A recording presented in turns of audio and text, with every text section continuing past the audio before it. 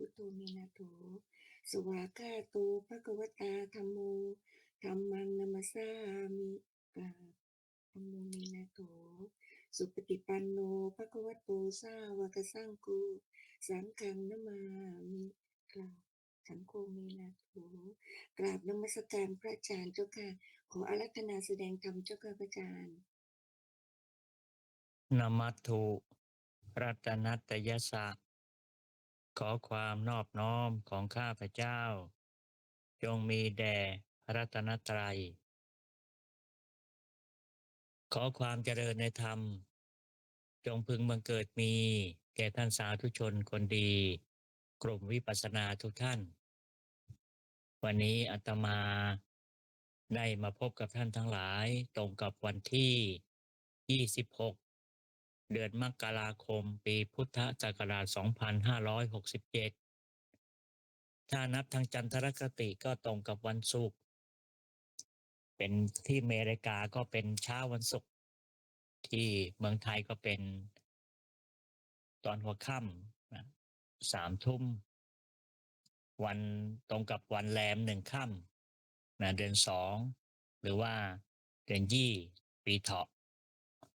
ซึ่งเป็นช่วงระยะเวลาที่ท่านทั้งหลายตื่นขึ้นมาได้ทำคุณงามความดีกันก็ขออภัยที่ผ่านมาไม่ได้เข้าบรรยายธรรมนับเป็นเดือนเลยด้วยมีภารกิจต่างๆที่ทำพอมาเมืองไทยแล้วก็มีเรื่องที่ทำมากมายแต่ว่าช่วงต่อไปนี้ก็คิดว่าอ่าคงจะไม่ได้เดินทางไกลแล้วเพราะว่าจะต้องเตรียมตัวในการสอบพระอุปชฌาย์ซึ่งเมื่อก่อนไปก็ได้รับแจ้งว่าจะมีการสอบในช่วงเดือนกุมภาพันธ์แต่ตอนหลังมาก็ได้รับหนังสือยืนยันว่าการสอบพระอุปชฌาย์ก็จะมีขึ้นในวันที่11ถึงวันที่16เดือนมีนาคมที่แรกตั้งใจว่าจะกลับวันที่5มีนากับอเมริกาก็มีความจำเป็นก็ต้องเลื่อนเป็นกลับวันที่25มีนานะมันก็ขออภัยอีกครั้งที่ไม่ได้มาพบปะกับท่านทั้งหลายด้วยภารกิจหลายอย่างต่อไปก็คงจะสู่ภาวะปกติไม่มีเหตุจำเป็นก็จะไม่เดินทางท่านทั้งหลายการที่เรามาปฏิบัติธรรมกันก็มีวัตถุประสงค์ที่เหมือนกันเหมือนกันวัตถุประสงค์ของการกินอาหารก็เพื่อต้องการบรรเทาความทุกข์ที่เกิดจากการหิวการฟังธรรมการปฏิบัติธรรมก็มีวัตถุประสงค์เพื่อต้องการหาทางในการดับทุกข์เพราะว่าหลักธรรมคำสอนเกิดมาเพื่อดับทุกข์ถ้ามนุษย์เราเกิดมาแล้วไม่มีความทุกข์ธรรมะก็อาจจะไม่มีความจำเป็นเหมือนกับยารักษาโรคถ้าท่านทั้งหลายเกิดมาแล้วไม่มีโรคยาก็ไม่มีความหมายไม่มีความสำคัญเหมือนกับเราตอนเป็นหนุ่มเป็นสาวเราจะไม่ค่อยรู้จักยาเราจะไม่ค่อยใช้ยาเพราะว่าความเจ็บป่วยไม่ได้มาหาเราบ่อยๆเหมือนกับตอนที่เรามีอายุเพราะฉะนั้นสรุปแล้วก็คือการที่เรามาปฏิบัติธรรมเพื่อต้องการหาความดับทุกข์หรือแก้ทุกข์นั่นเองทีนี้ความทุกข์ที่เราประสบอยู่ก็จะมีอยู่2 อย่างก็คือทุกข์ทางกายกับทุกข์ทางใจส่วนใหญ่เวลาเราทุกข์ทางกายก็มีวิธีการที่จะแก้ทุกข์เช่นเวลาเราหิว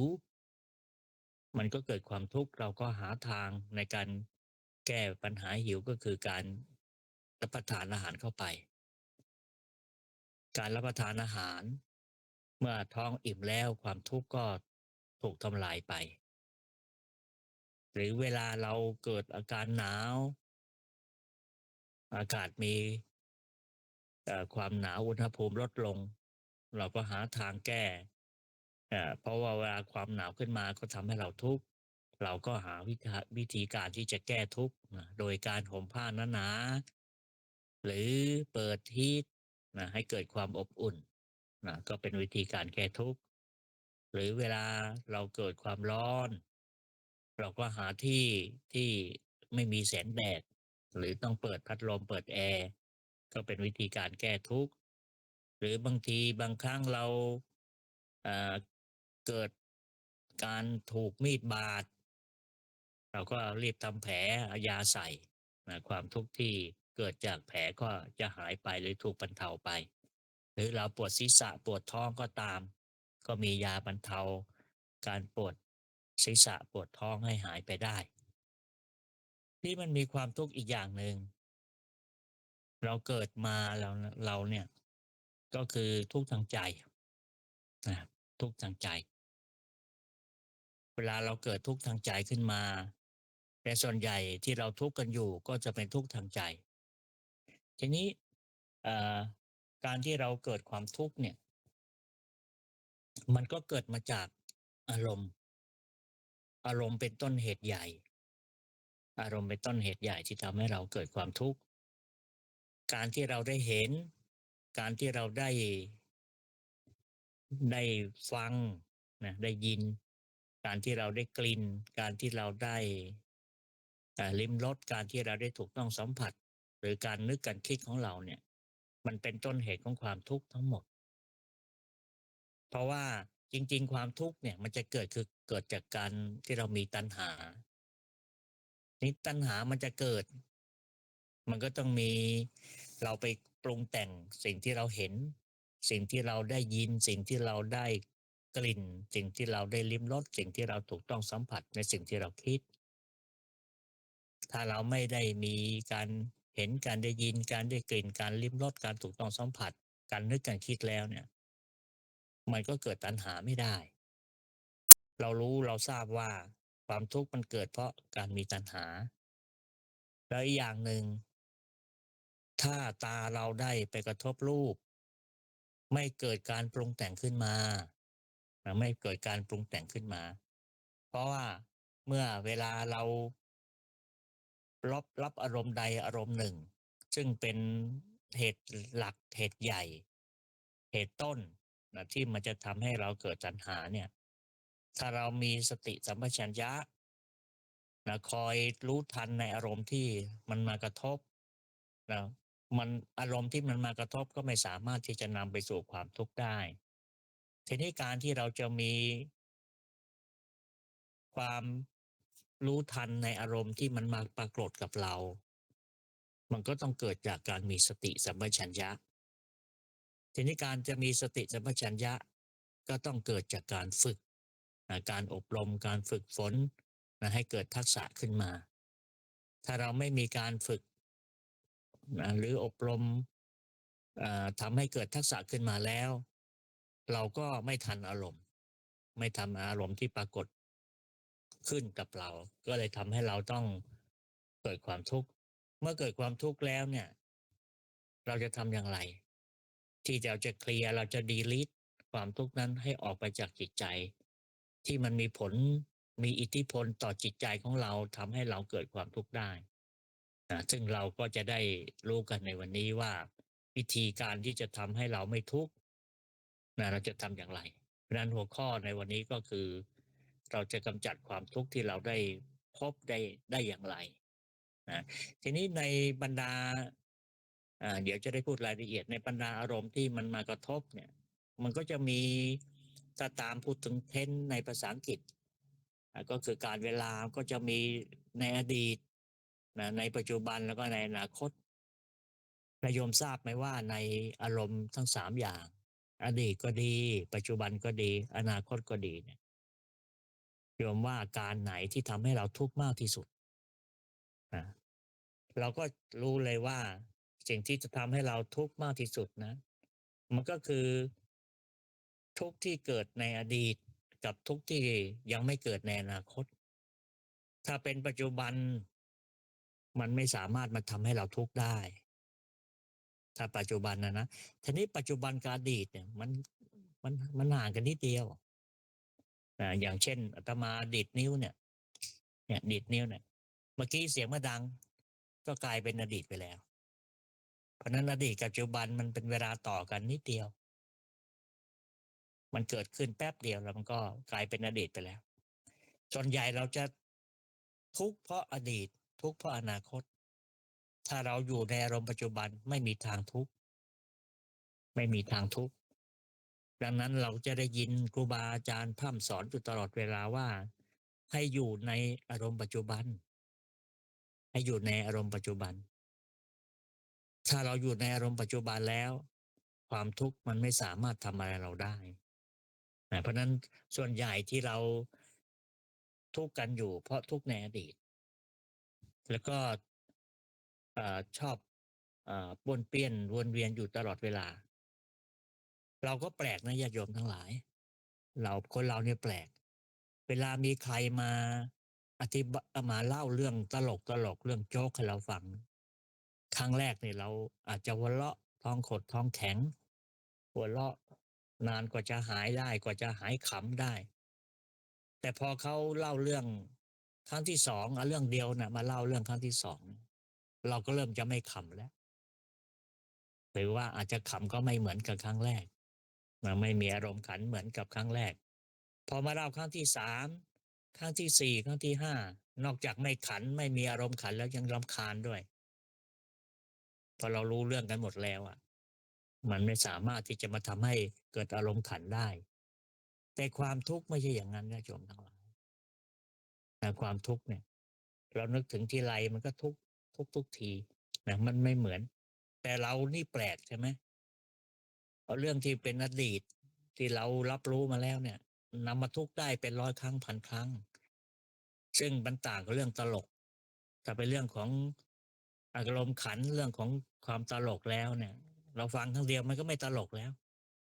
แต่เรื่องอดีตเราฟังหรือเรารับรู้เราไปคิดไปคิดถึงที่ไร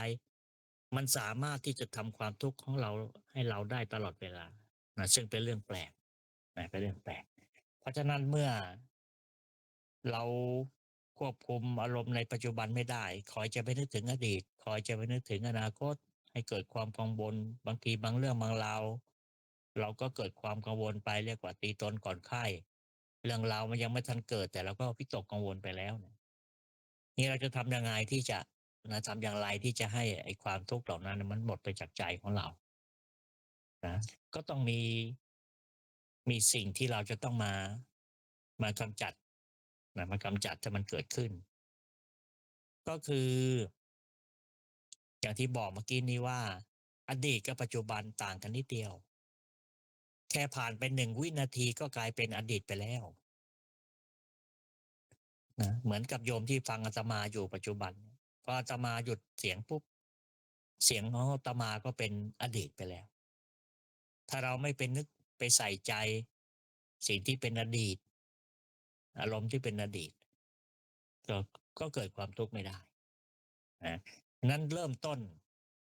เราต้องระมัดระวังไม่ให้อารมณ์ที่มันจะมากระทบเราเพราะเราทราบแล้วใช่ไหมว่าเราทุกข์เพราะการมีอารมณ์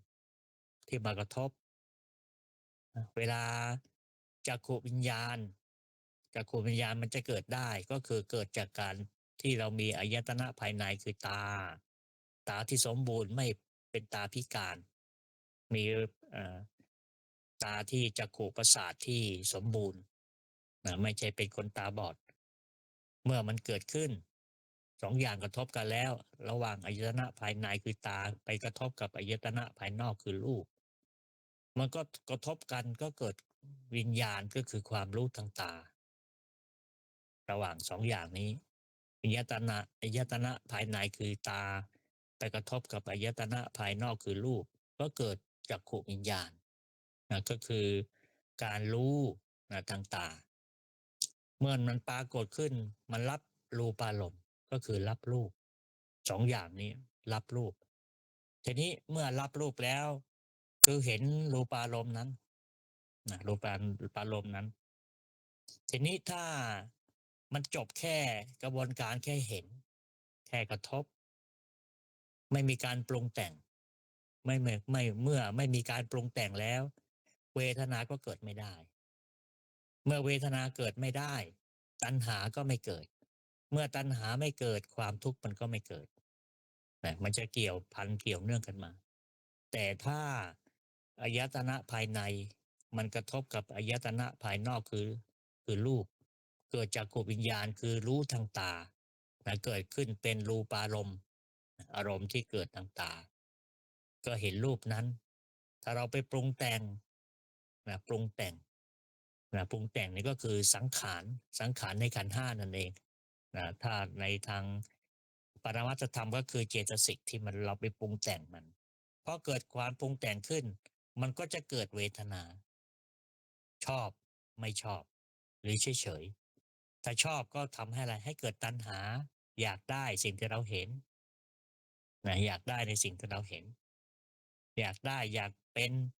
อยากมีในสิ่งที่เราเห็น นี่แหละต้นเหตุของความทุกข์มันเกิดขึ้นนะแต่ถ้าเราไม่ชอบก็ไม่อยากจะไม่เห็นรูปนั้น เห็นแล้วเกิดความไม่สบายใจเห็นแล้วเกิดความทุกข์ใจเช่นเห็นคู่อรินะเห็นสิ่งบุคคลที่เราไม่ชอบสิ่งที่เราไม่ชอบก็จะทำให้เกิดความทุกข์นะนี่ก็คือเกิดตัณหาอยากจะให้อยากจะให้สิ่งที่เราเห็นมันหายไปนะหลบไปนะอันตรธานหายไปเนี่ยมันก็คือเกิดตัณหาเนี่ยต้นเหตุของทุกข์เป็นอย่างนั้นในส่วนของเสียงก็เหมือนกัน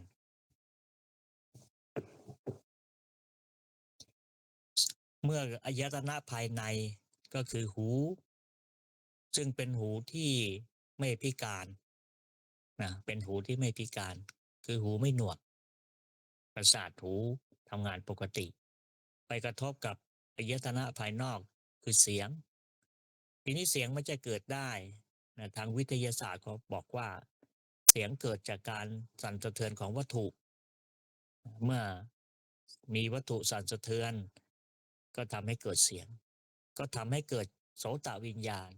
ความรู้ทางหูความรู้ทางหูเมื่อเกิดโสตวิญญาณแล้วก็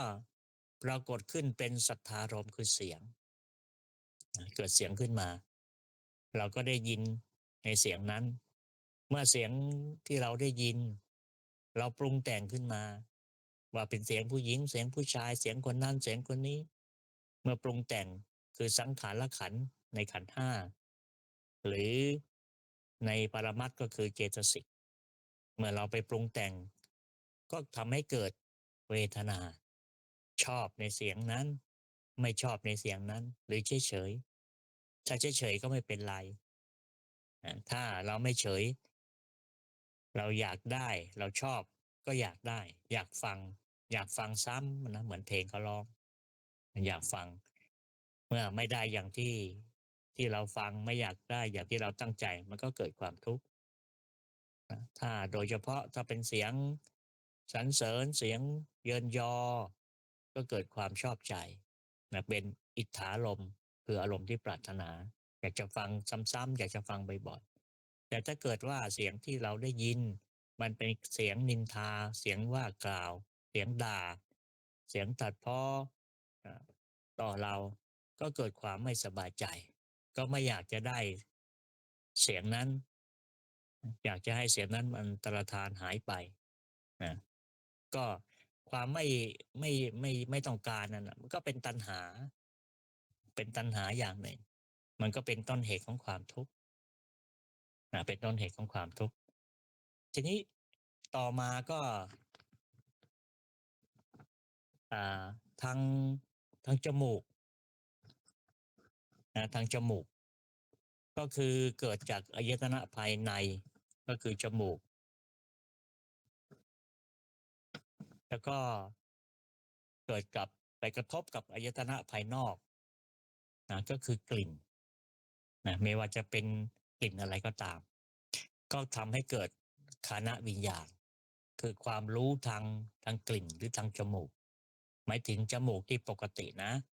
ไม่ใช่จมูกที่เป็นไซนัสหรือจมูกที่เป็นโควิดคือไม่สามารถที่จะรับรส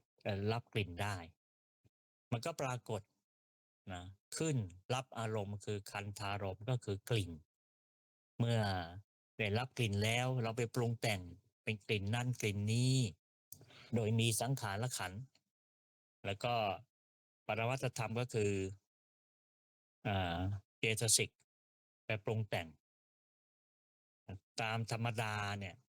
กลิ่นก็คือกลิ่นมันไม่มีมันไม่มีดีไม่มีคือไม่มีดีไม่มีร้ายไอ้ที่เราดีมีร้ายเราไปปรุงแต่งกันเองแล้วการปรุงแต่งก็ไม่เหมือนกันนะการปรุงแต่งก็ไม่เหมือนกันแล้วแต่คน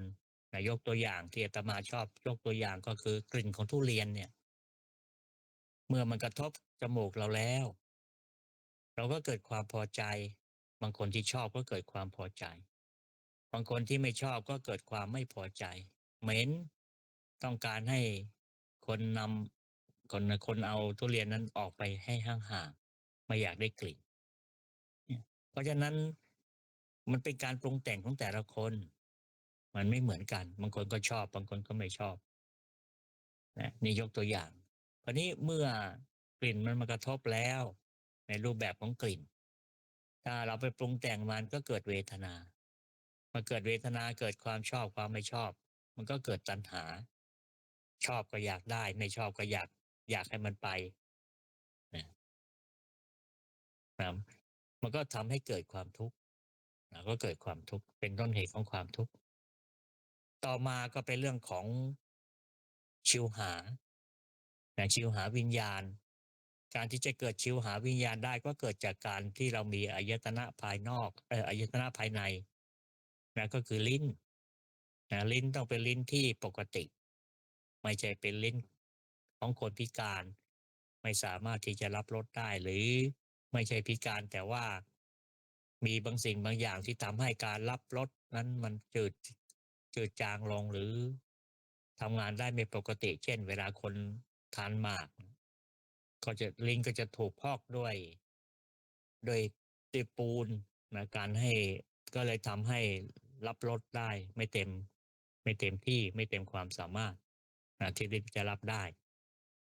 นะต้องไปลิ้นปกติเมื่อมันมีอายตนะภายในก็คือลิ้นไปกระทบกับอายตนะภายนอกคือรสเปรี้ยวหวานมันเค็มก็เกิดชิวหาวิญญาณความรู้ทางลิ้นก็ปรากฏขึ้นนะรับรสเราเรียกว่ารสารมณ์นี่อารมณ์ที่มันเกิดขึ้นกับเราเมื่อเราไปปรุงแต่งโดยมีสังขารขันธ์ไปปรุงแต่งหรือเจตสิกปรุงแต่งแล้วก็เกิดความชอบความไม่ชอบเกิดความชอบก็อยากจะกินซ้ำอยากจะรับประทานซ้ำร้านขายอยู่ที่ไหนก็ต้องเดินทางไปกินไปลิ้มรสถ้าเกิดรสไม่ถูกปากก็ไม่อยากรับประทานอาจจะบ่นอาจจะต่อว่าเขาว่านะรสไม่ไออาหารไม่เป็นสับปะรดไม่อร่อย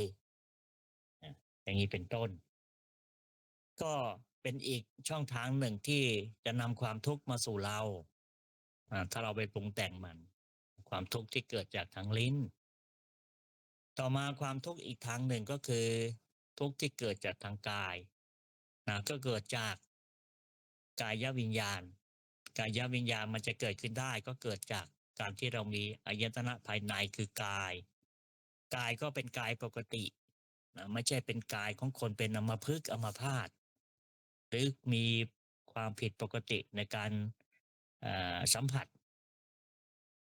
เช่นเวลาเรานั่งนานๆเกิดอาการเป็นเหน็บขึ้นมาช่วงนั้นเราจะทำอะไรกับขาเราที่เป็นเหน็บก็ไม่มีความรู้สึกถ้าไม่ใช่เป็นอัมพฤกษ์อัมพาตก็อาจจะเกิดจากตรงนี้ได้แต่ถ้าคนเป็นอัมพฤกษ์อัมพาตเนี่ยเขาก็ไม่สามารถที่จะรู้สัมผัสได้ไม่รู้ว่าสิ่งที่ไปกระทบกายเขานั้นเย็นร้อนอ่อนแข็งหย่อนตึงอย่างไรไม่ทราบนี่พูดถึงกายที่ปกติเมื่ออายตนะภายในคือกายไปกระทบกับอายตนะภายนอกคือสัมผัสก็เกิดกายวิญญาณรู้ทางกายว่าสิ่งที่มากระทบกายเหล่านั้นเป็นอะไร เย็นร้อนอ่อนแข็งหย่อนตึงรู้มากระทบเมื่อมันมากระทบเกิดกายวิญญาณก็ปรากฏปรากฏขึ้นรับโผฏฐารมณ์ก็คือสัมผัสที่เราถูกต้องเมื่อเราเกิดสัมผัสเราไปปรุงแต่งโดยสังขารขันธ์ในขันธ์ห้าหรือเอ่อเจตสิกในปรมัตถธรรม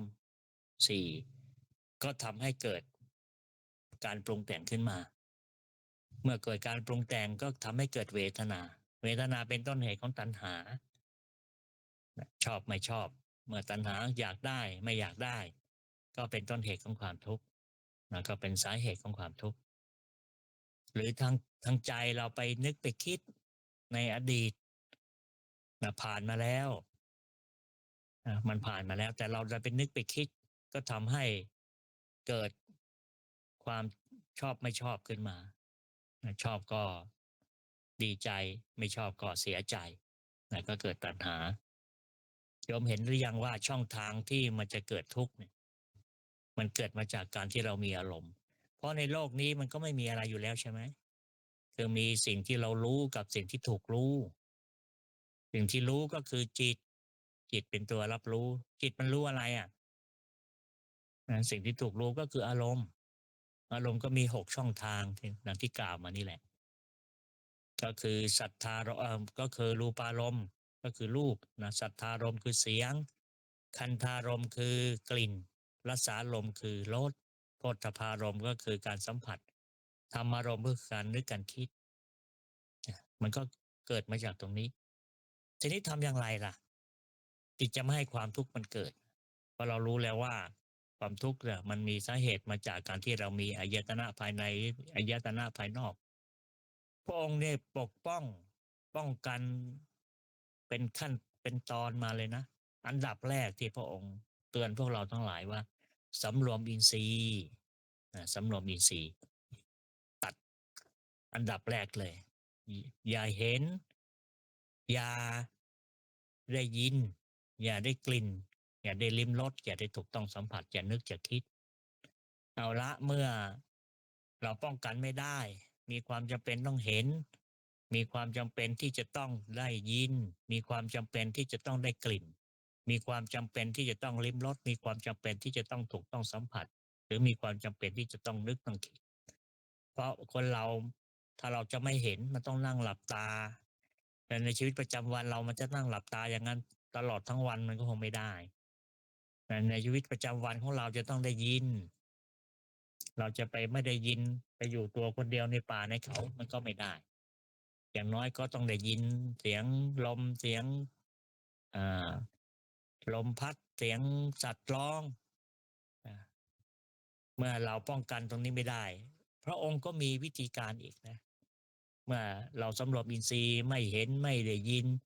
ไม่ได้กลิ่นไม่ลิ้มรสไม่ถูกต้องสัมผัสไม่นึกไม่คิดแล้วถ้าเราพลาดตรงนี้แล้วพระองค์ก็มีสิ่งที่รองรับอีกว่าอย่าให้ความยินดีอย่าให้ความยินร้ายมันปรากฏขึ้นในขณะที่ตาเห็นรูปในขณะที่หูฟังเสียงในขณะที่จมูกดมกลิ่นในขณะที่ลิ้นลิ้มรสในขณะที่กายถูกต้องสัมผัสในขณะที่เราใจเรานึกเราคิดอย่าให้ความยินดีอย่าให้ความยินร้ายมันเกิดขึ้น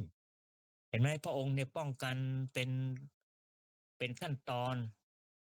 ตั้งแต่ไม่ให้เห็นก่อนอันดับแรกให้สำรวมอินทรีย์ตาหูจมูกลิ้นกายใจเมื่อสำรวมเมื่อสำรวมไม่ได้มีความจำเป็นที่ต้องเห็นได้ยินได้กลิ่นลิ้มรสถูกต้องสัมผัสหรือนึกคิดแล้วเนี่ยพระองค์ก็ป้องกันอีกว่าอย่าให้ความยินดีอย่าให้ความยินร้ายมันปรากฏต่อเราก็คือการปรุงแต่งนั่นเองแล้วเมื่อเราไม่ปรุงแต่งให้มันเป็นกระบวนการของมันแล้วก็มันก็จะดับของมันอารมณ์ต่างๆที่มันเกิดขึ้นมันอยู่ได้ชั่วขณะเท่านั้นเดี๋ยวมันก็ดับลงเวลาเราเห็นบางสิ่งบางอย่างจุดเวลาเราหันหน้าไปทางอื่นสิ่งที่เราเห็นมันก็หายไปแล้วเวลาเราฟังเสียงอย่างที่อาตมาบอกเมื่อกี้เนี้ยแค่หยุดคำพูดปุ๊บก็กลายเป็นอดีตไปแล้ว มันเกิดขึ้นแป๊บลงก็ดับลงไปแล้วก็การได้กลิ่นก็เหมือนกันถ้าเราเดินออกไปจากจุดที่เราได้กลิ่นหรือนำสิ่งที่มันจะส่งกลิ่นต่อจมูกเราออกไปกลิ่นก็ไม่ได้เราก็ไม่ได้กลิ่นแล้วหรือสิ่งที่เราถูกต้องสัมผัสเราไม่ไปถูกต้องสัมผัสมันเราก็ไม่มีความรู้สึกว่าจะเย็นร้อนอ่อนแข็งหย่อนตึงมันก็ไม่เกิดกระบวนการก็เกิดไปถึงส่งไปถึงตัณหาไม่ได้ทั้งใจก็เหมือนกันเราไม่นึกไม่คิดเราป้องกันตรงนี้ได้เนี่ยมันก็ตัดไปแต่ว่าเมื่อป้องกันไม่ได้มีความจำเป็นก็อย่าไปปรุงแต่งเพราะการปรุงแต่งนี่แหละมันจะทำให้เกิดเวทนาพอเกิดเวทนาแล้วเราก็จะทำให้เกิดตัณหาก็เหมือนเป็นลูกโซ่ว่ามันเกิดเพราะสิ่งนี้เพราะมีสิ่งนี้มันจึงเกิดสิ่งนี้ถ้าสิ่งนี้ไม่เกิดสิ่งนั้นมันก็ไม่เกิดเหมือนตัวอย่างอย่างที่อธิบายมานี้ฉะนั้นส่วนใหญ่เนี่ยเวลาเกิดอารมณ์เราไปนึกไปคิดเราจะไปนึกไปคิดในอดีตส่วนใหญ่ในอดีตมากอารมณ์ปัจจุบันถ้าเราอยู่กับอารมณ์ปัจจุบันทุกข์มันทำร้ายเราไม่ได้เลยแต่ที่มันเราถูกทำร้ายเพราะเราไปนึกถึงอดีตไปนึกถึงอนาคตซึ่งเป็นอตีตารมณ์อารมณ์ที่ผ่านมาแล้วอตีตารมณ์เนี่ยมันจะเกิดทางไหนเกิดการนึกการคิดเกิดทางใจอนาคตารมณ์หรืออารมณ์ในอนาคตมันก็เกิดทางใจเพราะเราไปนึกไปคิดมันสิ่งเหล่านี้แหละมันกลับมาทำร้ายกลับมานำความทุกข์มาสู่ใจของเราเราก็เกิดความไม่สบายใจขึ้นทีนี้ในขณะที่เรื่องราวต่างๆที่เราไปนึกไปคิดมันทำให้เราทุกข์เราจะดีหรืออย่างไรเราจะเคลียร์มันออกไปจากความคิดของเราได้อย่างไรเราต้องนึกเสมอว่าสิ่งที่เราไม่สบายใจอยู่เนี่ยมันก็ตกอยู่ในกฎหนึ่งซึ่งไม่มีใครที่จะหลีกหลีกพ้นเลยเรียกว่ากฎไตรลักษณ์เกิดขึ้นตั้งอยู่ดับไปอนิจจังทุกขังอนัตตาใครไม่มีใครทุกข์ได้ทั้งวันไม่มีใครทุกข์ได้ทั้งตลอดทั้งเดือนทั้งปีหรือไม่มีใครที่จะมีความสุขได้ทั้งตลอดทั้งวันทั้งเดือนทั้งปีมันก็เกิดสลับกันเมื่อเรารู้แล้วว่าสิ่งที่เรานึกสิ่งที่เราคิดมันนำความทุกข์มาให้ประการแรกก็คือเราต้องพยายามไม่นึกไม่คิดไม่นึกถึงมันถ้าเราไปนึกไปคิดเมื่อไรมันก็จะนำความทุกข์มาหาเราทีนี้ธรรมชาติของจิตมันจะต้องมีสิ่งที่มันยึดถ้าเราไปยึดในอตีตารมณ์อดีตเก่าๆหรืออนาคตารมณ์สิ่งที่ยังไม่เกิดขึ้นมามันก็นำความทุกข์มาให้ทั้งสองทางทั้งอดีตและทั้งอนาคตทำอย่างไรจะไม่ให้ทุกข์ก็อยู่กับปัจจุบันอยู่กับปัจจุบันพระองค์สมเด็จพระสัมมาสัมพุทธเจ้าท่านจึงได้นำเน้นอยู่บ่อยๆอยู่ในปัจจุบันดับอดีตปิดอนาคตกำหนดปัจจุบันกำหนดก็คือการใส่ใจการมีสติถ้าเรากำหนดปุ๊บแม้แต่กิริยาหรือก็เรียกว่าอิริยาบถของเราก็กลายเป็นกรรมฐานทันทีไม่ว่าจะเป็นยืนเดินนั่งนอนแต่ถ้าไม่มีการกำหนดขึ้นมาไม่มีการเอาสติใส่ไปในอิริยาบถทั้งอิริยาบถย่อยและอิริยาบถใหญ่ก็เป็นสัญชาตญาณเป็นกิริยาทั่วไปเหมือนกับเราเดินที่เราไม่มีการกำหนดเดินสัก100 ปี1,000 ปี10,000 ปีก็ไม่ได้ปัญญาแต่ถ้าเราเดินแล้วมีการกำหนดเอาสติใส่เข้าไปก็กลายเป็นกรรมฐานเดินอย่างนี้เดินมีปัญญาปัญญาสามารถจะเกิดขึ้นได้เพราะนั้นในอิริยาบถที่เรามีอยู่ในปัจจุบันเราอยากให้เป็นกรรมฐานก็เติมสติเข้าไปเท่านั้นเองเติมสติเข้าไปให้สติมันกำกับในอิริยาบถของเราไม่ว่าเราจะเดินก็มีสติกำกับ ยืนก็มีสติกำกับนั่งก็มีสติกำกับนอนก็มีสติกำกับเรียกว่าเรากำหนดก็กลายเป็นกรรมฐานถ้าสิ่งเหล่านี้ถูกควบคุมโดยสตินอนก็มีปัญญาได้เดินก็มีปัญญาได้นั่งก็มีปัญญาได้ยืนก็มีปัญญาได้ถ้าเรามีสติกำกับเข้าไปแต่ถ้าเราไม่มีสติกำกับเดินก็ไม่เกิดปัญญาไม่ได้จะนั่งจะนอนจะยืนก็เกิดปัญญาไม่ได้แต่เพราะนั้นเราก็เปลี่ยนนิดนะเปลี่ยนนิดหน่อยเท่านั้นเองเพราะปกติมนุษย์เราก็ต้องมีการยืนเดินนั่งนอนนี่เรียกอิริยาบถใหญ่หรืออิริยาบถย่อยเช่นจะหันซ้ายหันขวาจะเอื้อมมือไปสัมผัสอะไรก็ตามจะมีสติกำกับสิ่งที่เราทำก็กลับกลายเป็นกรรมฐานทันทีเกิดปัญญาทันทีเพราะนั้นไม่ว่าจะอยู่ในสถานที่ใดก็สามารถที่ทำให้เกิดปัญญาได้เอาสติไปกำกับในอิริยาบถที่เรามีอยู่ทั้งย่อยแล้วก็เอ่อทั้งที่เป็นอิริยาบถใหญ่ๆทั้งย่อยได้และทั้งใหญ่ก็สามารถเกิดปัญญาได้นั้นอารมณ์ที่เรามากระทบใจเราไปนึกไปคิดเราไม่ต้องการที่จะไม่ให้มันเกิดความทุกข์ก็ต้องเรียบเคลียร์ออกไปไม่รีบเคลียร์หรือไม่รีบดีลิทก็กลายเป็นขยะเมื่อเป็นขยะมาก็เป็นมลพิษเป็นมลพิษต่อจิตใจของเราเป็นมลพิษต่อร่างกายของเราคนที่ไม่สบายใจคนที่มีความทุกข์เนี่ยมันไม่ใช่ส่งผลแค่จิตใจเท่านั้นมันส่งผลมาถึงร่างกายหน้าตาก็ไม่สดใสหน้าตาก็ไม่สดชื่น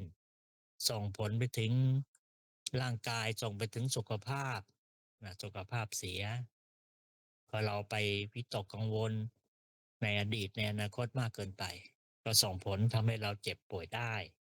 เป็นสาเหตุใหญ่และทุกวันนี้ก็กำลังเป็นโรคที่ระบาดไปทั่วโลกโรคที่ว่านี้ก็คือโรคซึมเศร้า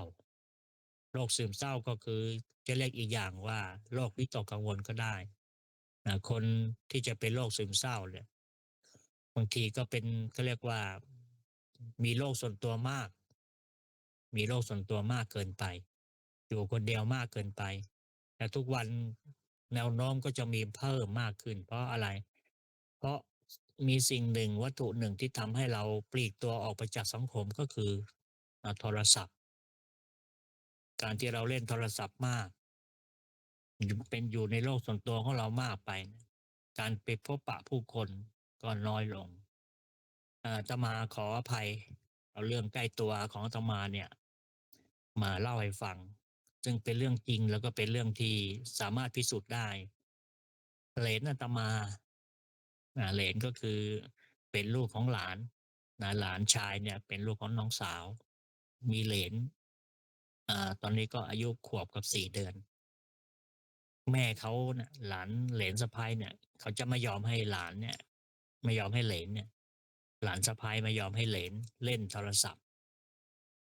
ไม่ยอมให้เล่นเมื่อไม่ยอมให้เล่นพัฒนาการของการเรียนรู้ก็จะมีมากขึ้นปรากฏว่าเขาพูดได้ตั้งแต่ขวบ2 เดือนพูดได้เรียกพ่อเรียกแม่รู้จัก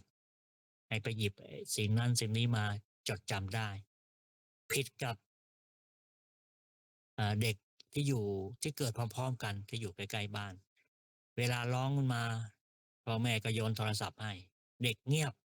ไม่กวนไม่ร้องแต่ปรากฏว่าปัจจุบันเนี่ยตาเริ่มยิบตาเสียและวิวัฒนาการก็พูดไม่ได้โยมยังพูดไม่ได้เนี่ยเห็นชัดเลยนั้นการที่เรามีโรคส่วนตัวมากเกินไปเนี่ยก็ทำให้เราเกิดความเครียดเกิดโรคเรียกว่าโรคซึมเศร้าเราเห็นชัดจากเด็กมันอาจจะร้องไห้กระจองงอแงแต่ก็ยอมทนเนาะให้ถึงเวลาที่เขาสมควรที่จะเล่นโทรศัพท์ได้นะเราอย่าไปเอาแต่ว่าตัดปัญหาไม่ให้เด็กมันกวนไม่ให้เด็กมันร้องปรากฏว่าวิวัฒนาการของการพูดเนี่ยไม่ได้ซึ่งต่างกันเห็นชัดเลยเวลายืนคู่กันเนี่ยเด็กคนนั้นยังพูดไม่ได้แต่ว่า เหรนอาตมานี่พูดได้เลยพูดได้แล้วก็ตาก็ไม่เสียเด็กคนนั้นตายิบยิบยิบยิบกระพริบตาบ่อยเพราะว่าบางทีก็ไปเล่นโทรศัพท์ในขณะที่ปิดไฟก็ทำให้ตาเสียได้เนี่ยเพราะฉะนั้นท่านทั้งหลายสิ่งต่างๆที่จะนำความทุกข์มาสู่เรานะอาตมาก็ได้บอกวิธีการที่จะกำจัดหรือว่าดีลิทสิ่งเหล่านั้นออกไปจากอย่าให้เป็นขยะในใจเรานะถ้าเป็นขยะในใจเราก็จะทำให้มันเกิดความหมักหมมนะเกิดความหมักหมมโยมสังเกตไหมเวลาโยมไปเที่ยวเขื่อนน้ำเขื่อนมันจะเขียวๆจะไม่ค่อยเหมือนไม่ค่อยสะอาดจริงถึงปลายเขื่อนเนี่ยเพราะอะไรเพราะไม่มีการไหลเวียนเนี่ยไม่มีการหมุนเวียนไม่มีการถ่ายเทก็เลยทำให้น้ำสกปรกใจเราถ้าไปหมกหมมไปหมักหมมสิ่งที่นำความทุกข์มาให้ต่อไปโรคซึมเศร้าก็จะถามหานะก็เสียเสียชื่อนะเสียชื่อที่เราเกิดเป็นศาสนิกชนพุทธศาสนิกชนนะเป็นลูกศิษย์ของพระพุทธเจ้านะเพราะนั้นเรารู้ต้นเหตุของมาแล้วว่าต้นเหตุของความทุกข์คือตัณหาตัณหามันจะเกิดขึ้นมาไม่ได้เมื่อมันไม่มีเวทนาเวทนามันเกิดขึ้นไม่ได้ถ้าไม่มีการปรุงแต่งการปรุงแต่งมันเกิดขึ้นไม่ได้ถ้าไม่มีอารมณ์มากระทบอ่าอารมณ์มันจะเกิดขึ้นไม่ได้ถ้าไม่มีการอ่าการรับรู้เช่นจากขุวิญญาณโสตวิญญาณคณวิญญาณอย่างนี้เป็นต้นทีนี้สิ่งที่มันจะเกิดวิญญาณได้ก็เกิดจากการที่เรามีอายตนะภายในไปกระทบกับอายตนะภายนอกเราป้องกันอันดับแรกเราต้องสำรวมอินทรีย์ไม่ไปเห็นไม่ไปได้ยินไม่ไปได้กลิ่นไม่ได้ลิ้มรสหรือว่าถูกต้องสัมผัสแต่เมื่อเราหลีกเลี่ยงสิ่งเหล่านี้ไม่ได้นะเราหลีกเลี่ยงสิ่งเหล่านี้ไม่ได้เราก็อย่าให้ความยินดีอย่าให้ความยินร้ายมันปรากฏให้มันเกิดขึ้นทำอย่างไรจะให้เห็นแล้วมันกลางๆนะไม่ชอบตัดความชอบตัดความไม่ชอบทำอย่างไรจะให้เห็นเฉยๆเพราะสิ่งที่เราเห็นไม่ช้ามันก็ดับมันตกอยู่ในกฎของไตรลักษณ์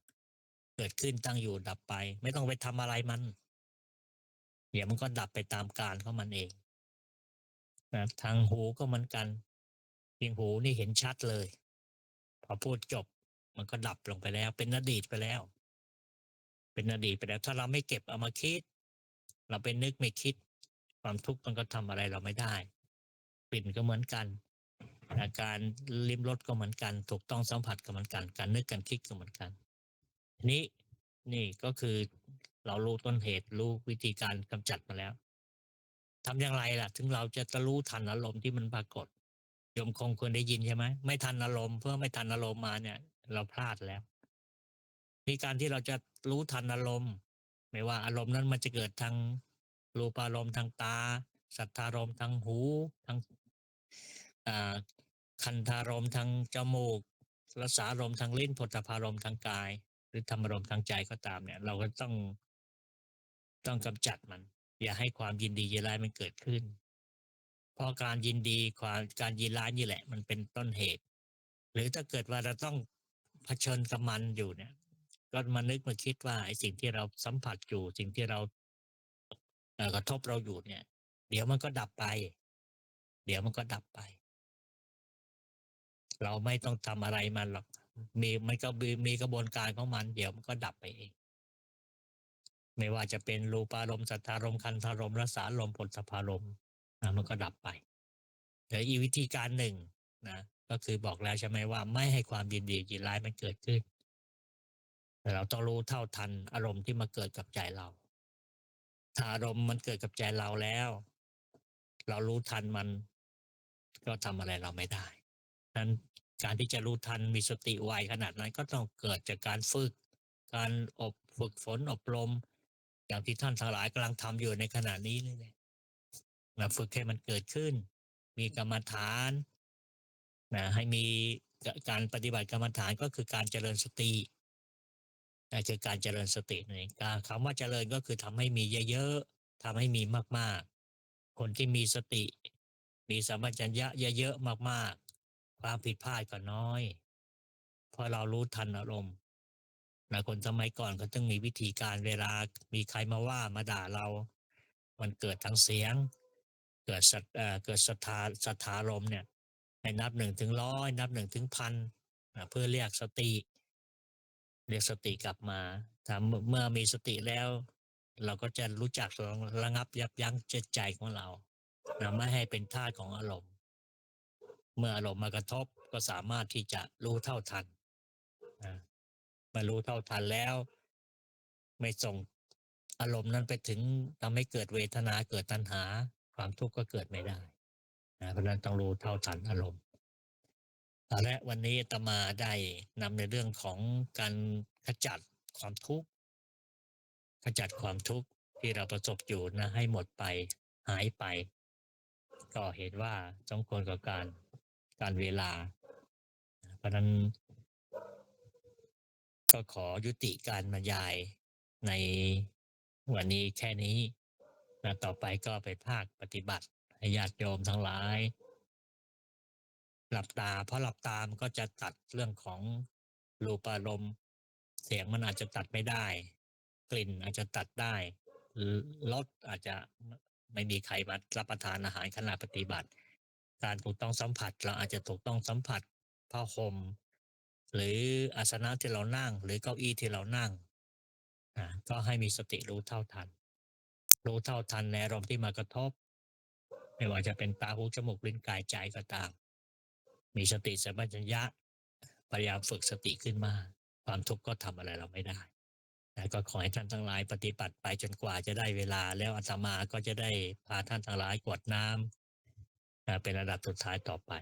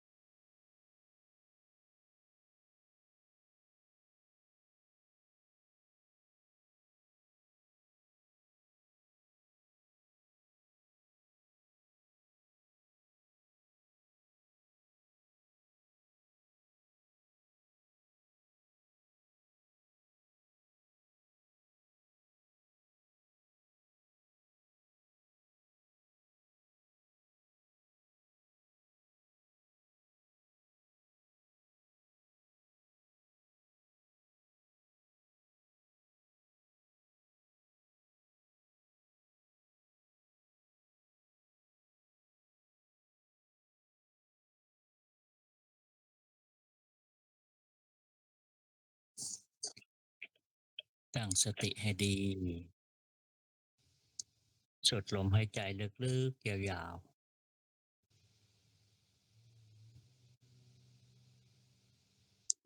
ย้ายจิตย้ายความรู้สึกย้ายสติจากฐานที่โยมกำหนดไปอยู่ที่ลิ้นปี่ความรู้สึกอยู่ที่ลิ้นปี่อาหังสุขิโตโหมิขอให้ข้าพเจ้ามีความสุขอาหังนิทุกโขโหมิขอให้ข้าพเจ้าปราศจากความทุกข์อาหังอเวโรโหมิขอให้ข้าพเจ้าปราศจากเวรอาหังอภยาปโชโหมิขอให้ข้าพเจ้าปราศจากความพยาบาทและการเบียดเบียนอาหังอานิโคโหมิขอให้ข้าพเจ้าปราศจากความทุกข์กายทุกข์ใจทุกขีอัตตานังปริหารามิขอให้ข้าพเจ้ามีแต่ความสุขกายสุขใจรักษาตนให้พ้นจากทุกภัยทั้งสิ้นเถิดย้ายจิตจากลิ้นปี่มาอยู่ที่หน้าผากเอาความรู้สึกเอาสติอยู่ที่หน้าผากสัพเพสัตตาสัตว์ทั้งหลายที่เป็นเพื่อนทุกข์เกิดแก่เจ็บตายด้วยกันทั้งหมดทั้งสิ้นเวลาโหนตุจงเป็นสุขเป็นสุขเถิดอย่าได้มีเวรแก่กันและกันเลยพยาปชาโหนตุจงเป็นสุขเป็นสุขเถิดอย่าได้พยาบาทเบียดเบียนซึ่งกันและกันเลยอานีคาโหนตุจงเป็นสุขเป็นสุขเถิดอย่าได้มีความทุกข์กายทุกข์ใจเลย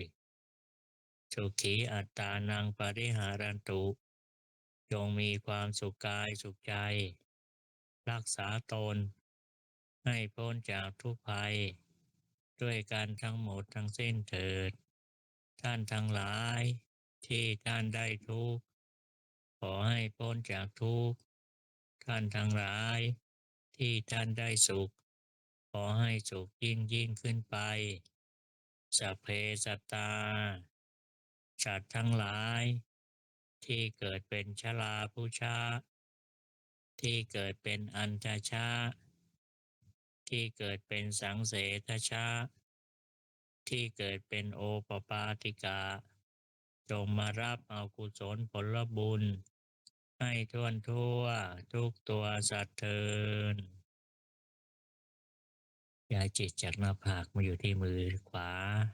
ค่อยๆยกมือขวาให้มีสติกำกับการเคลื่อนไหวของมือขวา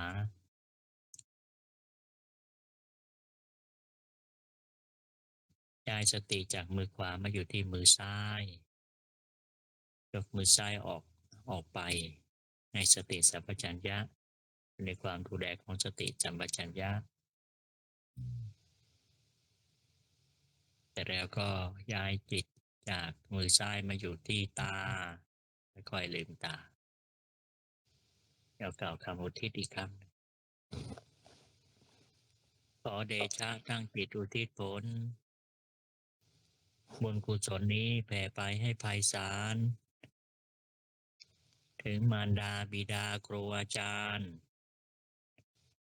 ทั้งลูกหลานญาติมิตรสนิทกัน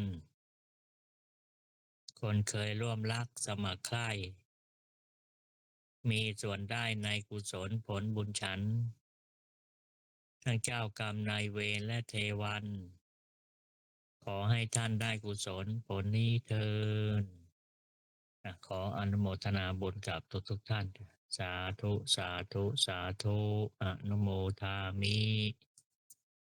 วันนี้อาตมาได้พูดถึงหัวข้อของการกำจัดทุกข์ก็คือเรารู้ว่าเราการปฏิบัติธรรมมาเพื่อกำจัดทุกข์นี้เราจะทุกข์ด้วยการทั้งสามนะคืออดีตในอดีตอนาคตแล้วก็ปัจจุบันส่วนใหญ่เราจะทุกข์ในเรื่องของอดีตกับอนาคตถ้าเราอยู่กับปัจจุบันจะไม่สามารถที่จะนำความทุกข์มาหาเราได้แล้วก็เราก็มีความทุกข์สองอย่างก็คือกายกับใจส่วนใหญ่เราทุกข์ จากใจแล้วทางใจมากกว่าทุกข์ทางกายทีนี้ความทุกข์มันจะเกิดก็เกิดจากตัณหาจะเกิดได้ก็เกิดจากเวทนาจะเกิดได้ก็เกิดจากการปรุงแต่งการปรุงแต่งจะเกิดขึ้นได้ก็เกิดจากการที่เรามีอารมณ์มากระทบอารมณ์มากระทบอารมณ์ก็คือเกิดได้ก็เกิดจากวิญญาณจะเกิดก็เกิดจากอายตนะภายในอายตนะภายนอกเช่นตากระทบกับรูปอายตนะภายในคือตากระทบกับอายตนะภายนอกคือรูปมากระทบกันก็เกิดจากกุวิญญาณจากกุวิญญาณก็ทำให้เกิดรูปารมณ์ก็เป็นต้นเหตุของความทุกข์ที่เราก็จะทำไงไม่ทุกข์ก็สำรวมอินทรีย์ก่อนอย่าให้มันเกิดแต่ถ้าเราไม่สามารถสำรวมอินทรีย์ได้ก็อย่าให้ความยินดียินร้ายมันมากระทบแล้วก็ฝึกสติสัมปชัญญะให้มากๆเพราะว่าสิ่งอารมณ์ที่มันเกิดขึ้นกับเราก็ไม่ช้ามันก็หายไปเกิดขึ้นตั้งอยู่ดับไปกฎอยู่ในกฎของไตรลักษณ์ก็ขอฝากญาติโยมไว้วาระการแสดงธรรมในวันนี้ก็เห็นว่าสมควรกับเวลาท้ายสุดก็ขออำนวยอวยพรให้ญาติโยมทุกท่านจงประสบแต่ความสุขความเจริญเจริญในหน้าที่การงานเจริญในสัมมาปฏิบัติขององค์สมเด็จพระสัมมาสัมพุทธเจ้าขอให้รู้แจ้งเห็นจริงในโลกุตตรธรรมยิ่งขึ้นไปจัตตาธุขอเจริญพรเจ้าค่ะขอเชิญทุกท่านไหว้พระพร้อมกันก่อนนะคะอะระหังสัมมาสัมพุทโธภะคะวาพุทธังภะคะวันตังอภิวาเทมิกราบพุทโธมีนาโถสวากขาโตภะคะวตาธัมโมธัมมังนัมสสามิกราบธัมโมมีนาโถสุปฏิปันโนภะคะวะโตสาวกสังโฆสังฆังนะมามิกราบสังโฆมีนาโถกราบขอบพระคุณพระอาจารย์พร้อมกันนะคะกราบกราบขอบพระคุณค่ะพระอาจารย์ขอนิมนต์พระอาจารย์ทำ